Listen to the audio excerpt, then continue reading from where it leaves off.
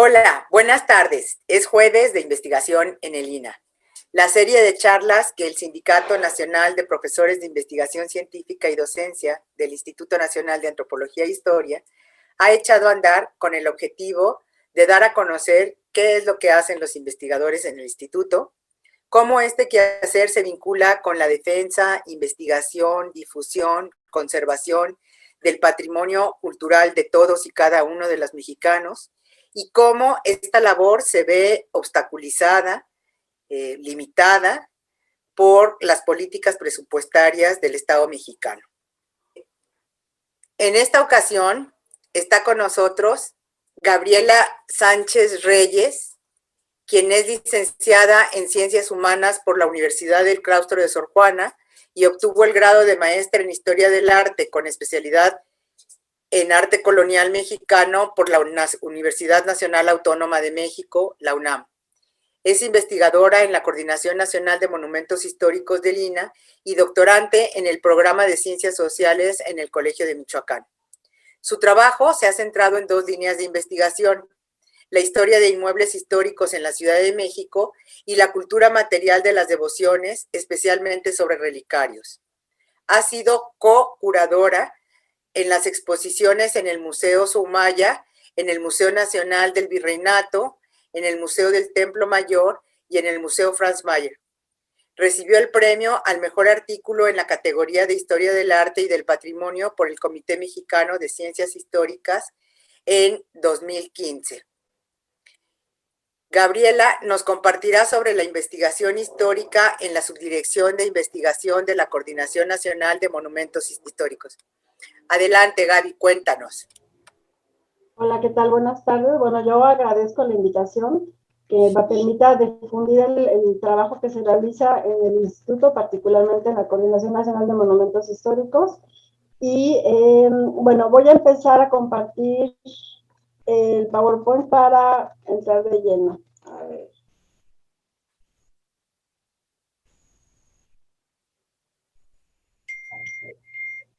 Ok, bueno, el objetivo de la plática es dar a conocer el trabajo que se realiza, como comentaba, en monumentos históricos, pero particularmente en un área que creo que es poco conocida, es la Subdirección de Investigación. Para quienes no conozcan dónde quedamos ubicados, y por eso la fotografía de la fachada ahí muy bien puesta, la coordinación se localiza en Correo Mayor, en el centro histórico de la Ciudad de México, y es un espacio que es conocido por los diferentes acervos, sobre todo por los trámites que se tienen que realizar, ¿no?, en torno a la conservación del patrimonio arquitectónico. Entonces, bueno, eso es un poco ubicarnos dónde está ubicada la coordinación en el centro histórico, y lo que me parece importante es empezar porque es un inmueble histórico, ¿no?, que mucha gente tampoco pudiera estar muy relacionada con ello, ¿no? Un inmueble histórico es un edificio, digamos, construido entre los siglos XVI a XIX. Prácticamente estamos hablando, si lo ponemos en años, es todo aquello construido entre 1522 y 1899 se considera inmueble histórico. Y lo que es importante sí llamar la atención es que el INAH no solamente protege o le interesa el patrimonio religioso, que a lo mejor hay como esta creencia de que solamente se estudian iglesias, ¿no? No es así. Incluye desde luego aquellos inmuebles con un uso civil, lo que se podemos entender, digamos, un espacio público, una plaza, es histórica. Un kiosco de estos del siglo XIX se considera también un inmueble histórico. Instituciones educativas, edificios, digamos, con este uso, el Hospicio Cabañas, por decirlo, Palacio de Minería, todos estos edificios que no son con uso religioso son también parte de los inmuebles que se deben de proteger, ¿no? Entonces eso me parece importante, incluye todo esto. Y otro factor importante es que se consideran también los muebles históricos, que eso también incluye documentos, fotografías en el caso, y esculturas, desde luego, ¿no?, los retablos y todo lo que está dentro de una iglesia, ¿no? Entonces es un sentido muy amplio, que es lo que se considera como un objeto histórico, puede ser un edificio o un documento, que eso también es importante señalarlo. En particular, bueno, yo comentaba que me especializo, tengo dos líneas de investigación. Una, que se centra evidentemente a mi desempeño como investigadora en la Coordinación de Monumentos Históricos, tiene que ver con el estudio de edificios históricos y concretamente me he focalizado a estudiar inmuebles en el centro histórico. Uno de los edificios que he estudiado es el edificio que ha sido denominado como Casa de las Ajaracas, ¿no? Que ha sido conocido de esta forma. ¿Y qué es lo que yo trato de hacer? Bueno, en realidad se hace una investigación profunda en archivos históricos para determinar que lo que es importante es fecharlos, ¿no? Identificar a qué periodo corresponde, justo para sustentar una investigación y justificar los argumentos para su conservación. Entonces, ¿cómo voy a identificar que un edificio es histórico y que se puede proteger por ley? Pues si sé en qué momento se construyó y si fue edificado en este periodo de 1521 a 1899, pues es fácil identificarlo y lograr su catalogación y su protección. Entonces, en la investigación se trata de rescatar quiénes han sido sus propietarios.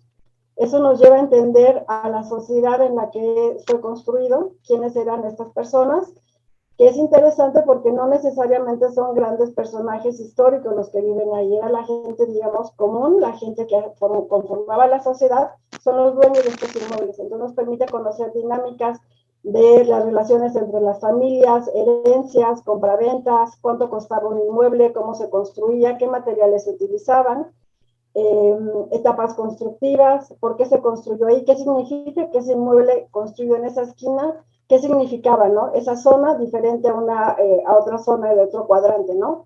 Eso es importante y nos permite construir y reconstruir la historia de la ciudad. Entonces, eso es más o menos como el tipo de trabajo que yo realizo. Para ello, pues desde luego la investigación es muy ardua y muy apasionante, porque tenemos que revisar diferentes archivos históricos. En el caso, bueno, yo que me centro a estudiar edificios del centro histórico, pues desde luego está el Archivo General de la Nación, el Archivo de la Ciudad de México, el Archivo del Arzobispado, es decir, uno tiene que recurrir a diferentes acervos para reconstruir, ¿no? La ciudad, no solamente la ciudad, el entorno urbano, sino el edificio en particular, revisar cuestiones de genealogía, padrones, censos, es decir, uno tiene que revisar diferentes acervos para completar, digamos, esta ciudad que ya no existe o edificios que ya no existen inclusive, ¿no? Otra fuente de información muy importante son los planos antiguos, ¿no? Entonces uno tiene que conocer qué ciudad se está estudiando, porque desde luego no es lo mismo estudiar la ciudad del siglo XVI que la de finales del siglo XIX, son ciudades muy distintas, la arquitectura se modificó, los usos de la arquitectura también se alteraron, digamos, responde a otras necesidades de la sociedad, y la ciudad va creciendo. Entonces hay una obligación de entender a qué ciudad nos estamos refiriendo cuando estamos estudiando un momento específico, ¿no? Entonces, los biombos que también tienen estas como trazos de la Ciudad de México, pues son nuestras pistas para recrear esta ciudad antigua, digamos, ¿no? Que ya no existe. En particular, en la Coordinación de Monumentos Históricos se conservan 3 acervos que son muy importantes, que son evidentemente fuentes de información para nuestras investigaciones, que es la fototeca, Constantino Reyes Valerio, que tiene un acervo de fotografías, algunas son como finales del siglo XIX, principalmente formado en el siglo XX, y que surge un poco cuando se empiezan a hacer las declaratorias de monumentos históricos. Es decir, ¿cómo vamos a conocer cuál es nuestro patrimonio arquitectónico histórico? Pues identificándolo y registrándolo. Eso es lo más importante. Entonces se hace una investigación, se dan los argumentos que dan pie a que se identifique como un monumento histórico y parte de esta información son las fotografías. Con el paso del tiempo, desde luego una fotografía tomada en 1932 a estas alturas del siglo, pues evidentemente se convierte en un documento histórico, porque con el paso del tiempo, sobre todo, pues ahí se registran modificaciones, que una puerta, una ventana se convirtió en una puerta, por decirlo, en el paso del tiempo, adaptaciones que se han hecho, modificaciones. En otros casos se han derribado esos edificios, entonces esta fotografía se queda, es una huella de un edificio que ya no existe y que registra las modificaciones de las ciudades, ¿no? Se cuenta también con el archivo y planoteca Jorge Enciso, en donde como su característica es que tiene justo planos y tiene un rasgo particular, se registran los expedientes de cada inmueble que ha sido declarado monumento histórico. Eso es una huella, yo digo que es como un expediente clínico del edificio, ¿no? Se conservan los argumentos por los cuales sustentaron que la declaratoria, y cada que se realiza pide un permiso para hacer alguna adaptación, alguna obra, se registran todas las licencias. Esto permite identificar cuáles han sido, en el caso de que haya sido así, las modificaciones o adaptaciones, ¿no?, del edificio, y es una información muy importante, sobre todo en el caso de que se llegue a restaurar.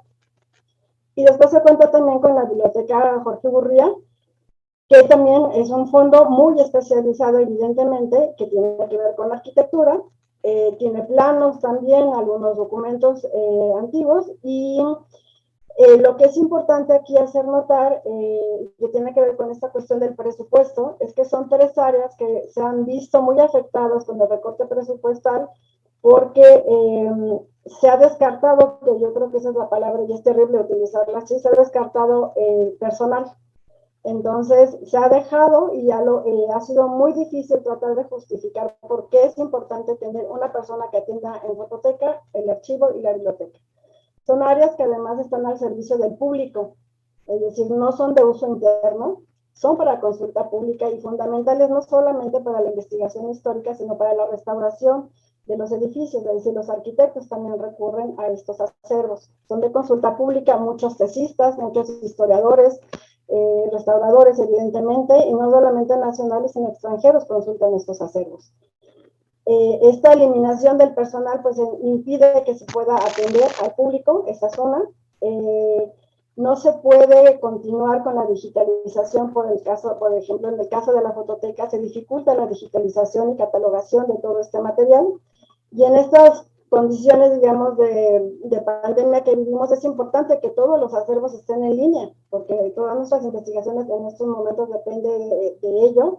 Creo que se debe de apoyar eso, pero si no hay personal, ¿cómo se va a lograr el avance y la continuidad del trabajo de la digitalización, ¿no?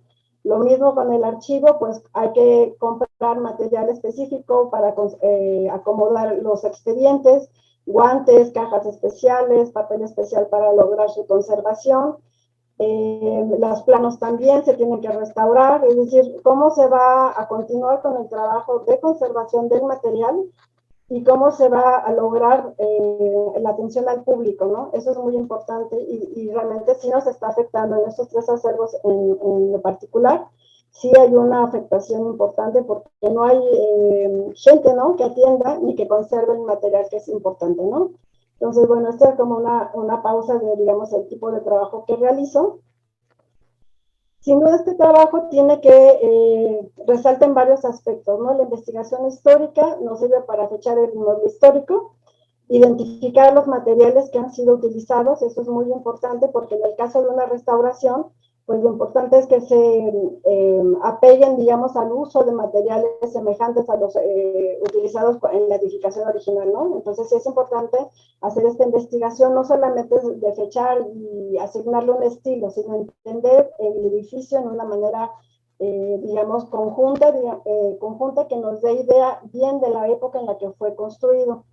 Desde luego tenemos que explicarlo en un contexto urbano en el que se marcan cuáles son sus transformaciones, eso también es fundamental. Y para ello también hay que hacer recorridos y visitas a los inmuebles. Ello implica también pues tener que pedir los permisos, negociar con los dueños y hacer este registro fotográfico y fotografías que eventualmente también se dan e incorporan a la fototeca. De la línea de investigación que yo manejo, bueno, lo he aterrizado en 2 inmuebles donde he tenido productos específicos, ¿no?, que son la publicación de 2 libros.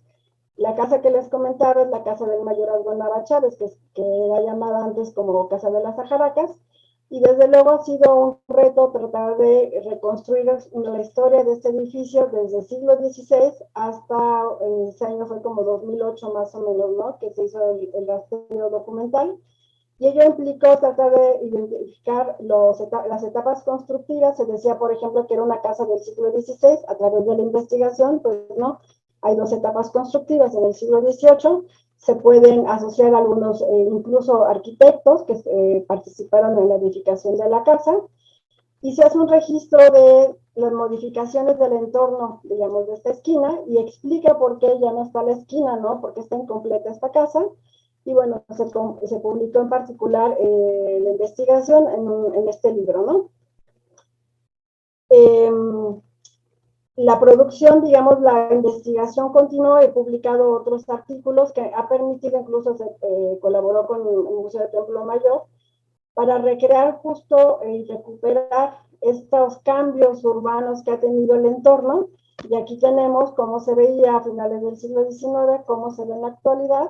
Y sí es importante hacer registro de estas modificaciones, ¿no? Recuperar la memoria de esta ciudad, de todas las ciudades de México se debería de hacer, las modificaciones del entorno urbano y de los cambios que se ha hecho, ¿no? Entonces, bueno, son como de los avances importantes en torno a los efectos, digamos, la relevancia de la investigación histórica, de los inmuebles históricos que afectan a los cambios y se tiene que hacer esta recuperación de la memoria de la ciudad. En particular, en monumentos históricos se cuenta con un laboratorio de imagen y análisis dimensional. Hay una tecnología que se aplica, se adquirió un láser escáner que se aplica a patrimonio cultural edificado y es más o menos esta imagen, ¿no? Todo lo que son puntos, son rayos como de, bueno, es el láser escáner que registra toda la superficie arquitectónica y es un registro muy exacto de los edificios, y creo que eso en tecnología es un paso muy importante para hacer justo registro de los edificios y de las modificaciones o los niveles que pueden tener, ¿no? En particular, yo he aprovechado esta tecnología, se hizo un registro del láser escáner aquí en la zona del Templo Mayor, y bueno, yo seguí investigando esa zona, y bueno, se pueden hacer estas recreaciones de tercera dimensión, donde se puede ver dónde estaba ubicado Templo Mayor, y que sirve, ¿no?, para ver los cambios que se han realizado en esta zona. En otro sentido, también se cuenta con estudios de fotogrametría, y entonces, bueno, aquí está la placa de los hermanos Ávila de 1566, y se hace un registro exacto y se puede saber, por ejemplo, la profundidad de las incisiones que se realizaron en la piedra de cada una de las letras, ¿no? Entonces, es un avance importante de tecnología, de la aplicación de nuevas tecnologías al registro del patrimonio arquitectónico, ¿no? Y eso es importante tenerlo en cuenta, que en monumentos históricos se está aplicando esta tecnología, pero aquí otra vez hay que hacer hincapié de que se han perdido puestos laborales, y entonces se necesita no solamente darle mantenimiento al equipo que realiza este tipo de registro, sino personal capacitado que lo sepa utilizar y que sepa procesar, que sepa, se cuente con los programas adecuados para procesar esta información. Y en ese sentido, pues sí, estos recortes presupuestales ponen en riesgo el registro de este tipo de patrimonio. Se han hecho, por ejemplo, este tipo de registros de recreaciones en tercera dimensión, que con el paso de los años, yo tengo 15 años trabajando en el instituto, y para un proyecto en específico se recuperó toda esta zona, digamos, a través de estas recreaciones 3D, y a través del material fotográfico justamente de la fototeca se hizo la recuperación de la esquina del seminario, que ya no existe, y aquí está la entrada, ¿no?, del edificio de Templo Mayor, y esta esquina se recupera a través del material fotográfico. Ya no hay personal que haga un registro, digamos, de estas recreaciones en tercera dimensión, ya no hay personal, y yo creo que es importante para promover y hacer la difusión de este tipo de trabajo a nivel de la población, digamos. Es como explicar los cambios de una ciudad si no con dos fotografías. Yo creo que hay que avanzar en el material que sea más accesible y didáctico para la población, ¿no? Otra investigación que realicé fue la de Casa Talavera, que también se aterrizó la investigación en la publicación de un libro. ¿Y por qué es importante esta casa? Bueno, en general porque es la única casa de curtiduría del siglo XVIII que se conserva en México. Aquí están, se hizo excavación arqueológica años antes, y aquí están las tinas que registran el trabajo, como huellas, ¿no?, del trabajo que sí se realizó en esta curtiduría. Y pues yo creo que sí es importante continuar con estas investigaciones de los inmuebles históricos como si tuvieran una propia biografía. Y es importante saber cuáles eran los usos que son muy distintos a los que se dan en la actualidad, los usos de cada inmueble, los cambios que tuvo a través del tiempo, las modificaciones si es que las tuvo, y en este caso, este inmueble prácticamente tiene las puertas y ventanas originales, y realmente fue una revelación, digamos, encontrar cuál era la función original de esta casa, que además tenía el patio trasero, funcionaba para curtiduría, y todo lo que son estas accesorias eran de vivienda. Entonces cambia esta idea de que solamente las accesorias eran para talleres, no, amplió, digamos, las posibilidades de las funciones que tenían las accesorias en ese momento, ¿no? Otro órgano que es fundamental en la coordinación de monumentos históricos es el boletín. Y yo creo que aquí sí nos afecta porque si no hay presupuesto que garantice la publicación del boletín, pues el trabajo de muchos compañeros está en riesgo. Es decir, ¿de qué nos sirve saber e investigar si no tenemos una fuente de difusión que es importante que realiza también el instituto? Y yo creo que esta falta de presupuesto afecta no solamente a esta revista, sino a todas las publicaciones y revistas del instituto, pero en particular en el Boletín de Monumentos es un órgano de difusión muy importante del trabajo que se realiza para proteger los monumentos históricos.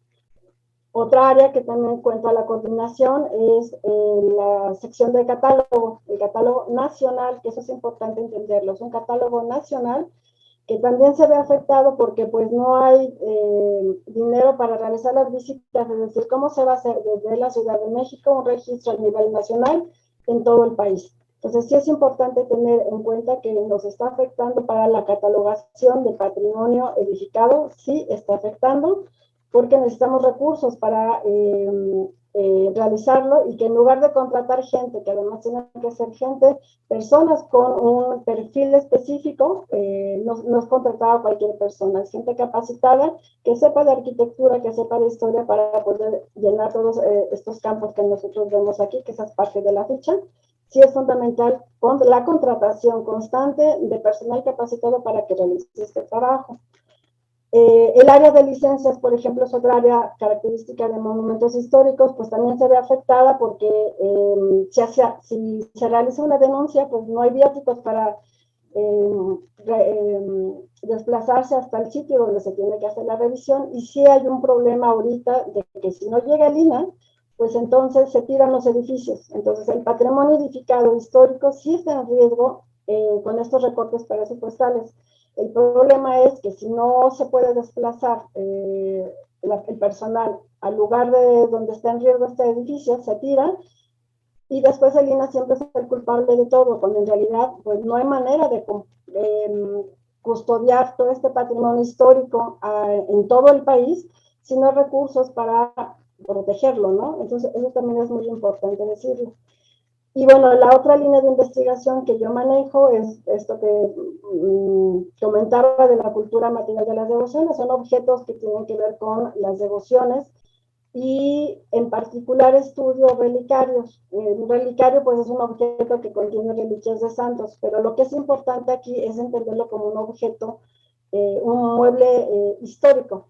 Y eso es importante porque nos da como otras pistas de la religiosidad de la época y los diferentes materiales que fueron empleados para resguardar un objeto sagrado, ¿no? Nos habla de esta religiosidad peculiar de la época. Pero eso no solamente es como un objeto artístico, sino que también hay que hacer registro de estos bienes muebles históricos. Y bueno, esto es como una idea de todos los relicarios que se catalogaron de la Catedral de México, que no habían sido ni siquiera fotografiados. Entonces ha sido un gran avance registrar esos objetos muy peculiares, que también forman parte de la historia de la iglesia en México. Son objetos artísticos y son objetos también de museos, ¿no? Y eso hay que hacer un trabajo muy, muy fuerte para registrarlo. Ello evidentemente implica pues tener un equipo de trabajo, no lo puede hacer una sola persona. Hay ocasiones en las que hay que contratar a un fotógrafo, y bueno, si nos siguen reduciendo el presupuesto, pues ponen en riesgo la catalogación de los bienes muebles históricos en México, y en particular estos que yo estudio, que son relicarios. En esta ocasión conté con el apoyo de la Dirección de Registro Público del INAH, y fue fundamental porque no solamente se hace una ficha interna, digamos, de la catedral, sino que se logró el registro de cada una de estas piezas. Y yo creo que el trabajo de colaboración con diferentes áreas del instituto es fundamental, pero si todas las áreas han sido afectadas porque no hay personal, se está impidiendo la catalogación importante del patrimonio histórico de México. Yo creo que eso es importante. En todas las áreas de Lina están recortando al personal y esto impide que se continúe con la labor sustantiva del instituto, que es también la catalogación, para llegar a la siguiente etapa, que es no puedes proteger algo que no sabes que existe, ¿no? Entonces la catalogación es fundamental, ¿no?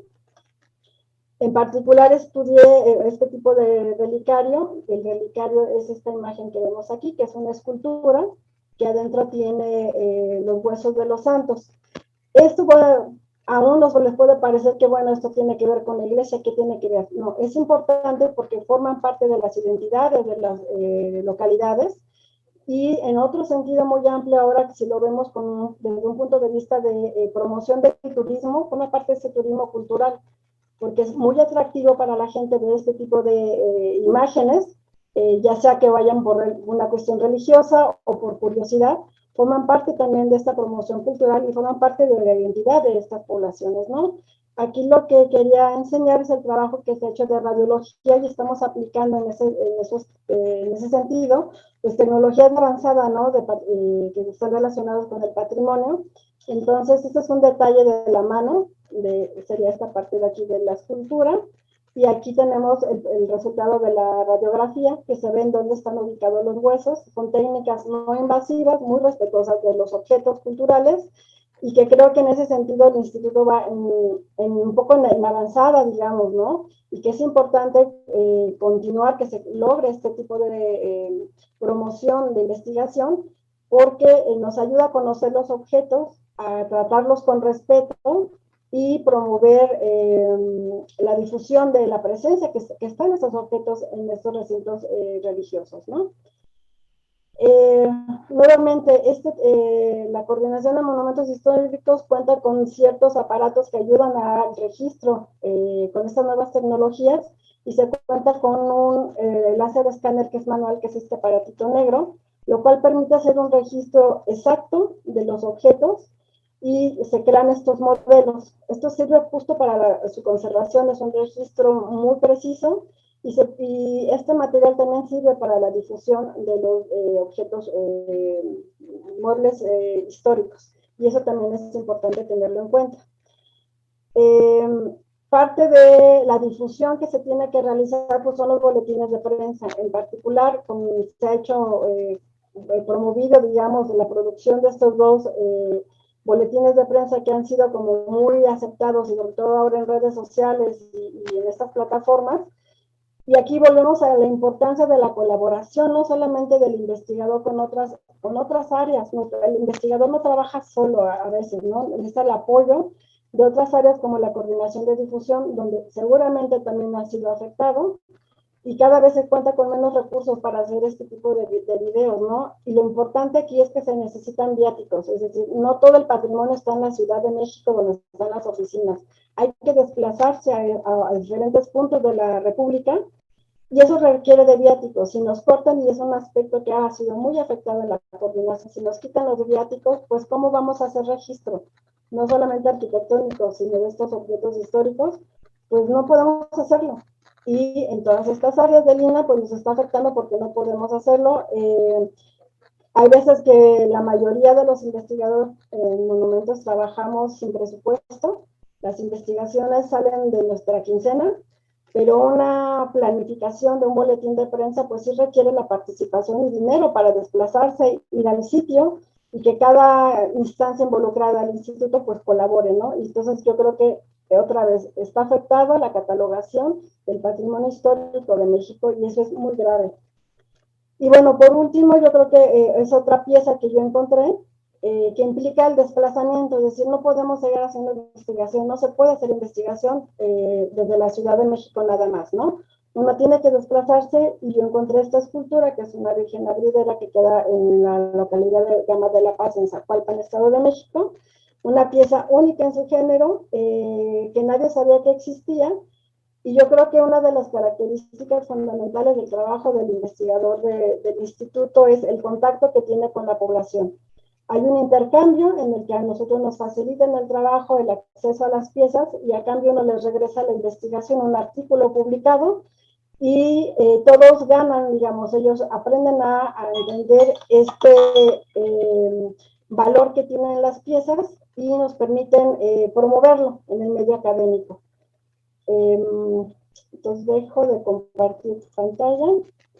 Entonces, bueno, esos son como una vista muy rápida del trabajo que se realiza, digamos, en lo general en monumentos históricos, las áreas que han estado afectadas por los recortes presupuestales y la línea de investigación que yo manejo. Gaby, pues muchísimas gracias por esta interesantísima exposición en donde pues nos has hecho ver cómo se vincula la historia social, la historia cultural, la historia urbana, la historia de la ciencia y de la técnica en cada uno de los inmuebles que estudian, o sea, y cómo va cambiando todo este tipo de cosas y cómo son testimonios también de la historia y de la vida de las gentes.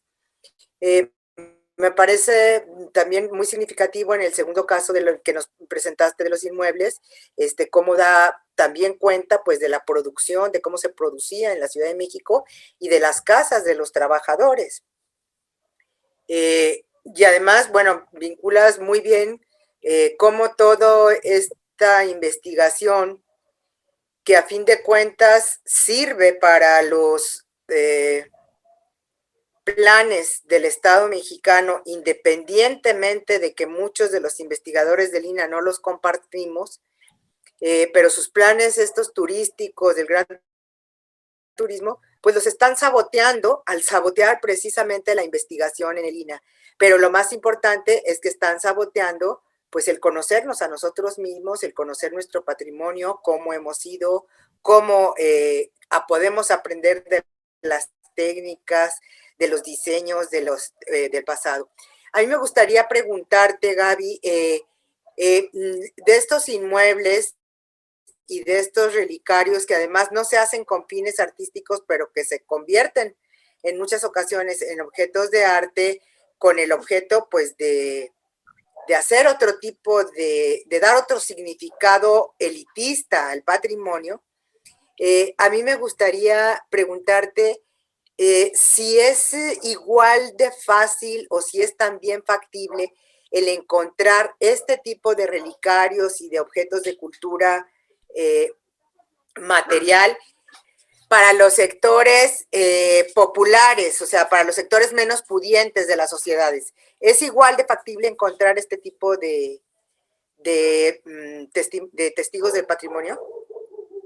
Bueno, en el caso de los relicarios, sí, a ver, ¿cómo le explico? Eran donaciones que lograba algún miembro de la élite local, que eso es importante, para hacer que la población fuera beneficiada, digamos, con este relicario, que era un objeto de importación.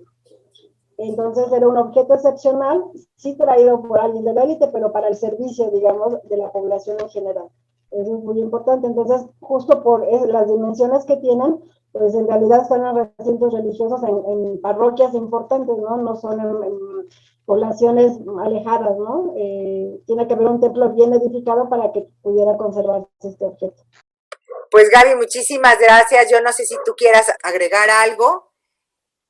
Sí, yo creo que voy a externar una preocupación. Yo creo que justo por las políticas que hay bueno, no solamente de recortes, sino de construir una historia muy oficial que parece que le interesa solamente lo que sucedió en 1521 o 1821. Y justo el patrimonio histórico queda desprestigiado, ¿no?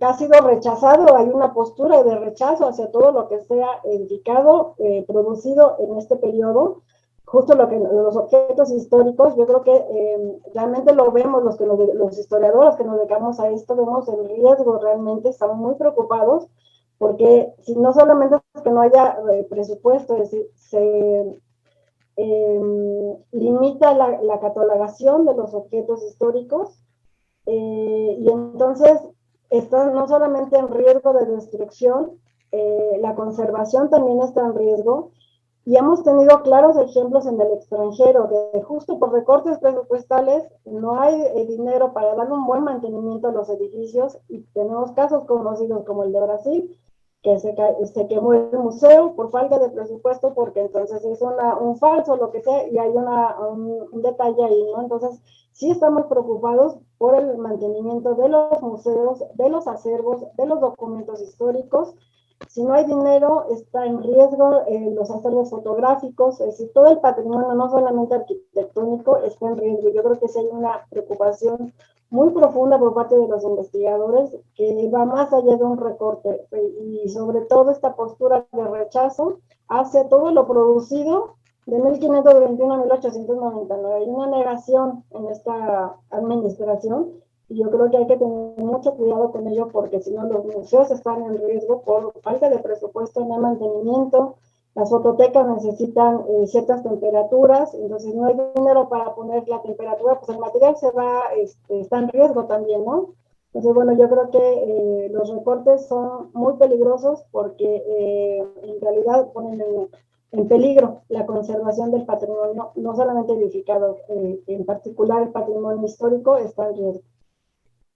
Sí, o sea, tocas un punto que es fundamental porque, bueno, está toda la cultura material, la cultura inmaterial, las costumbres, en fin, una serie de cosas que parece que a las autoridades culturales de este país ponen su atención en otras cosas.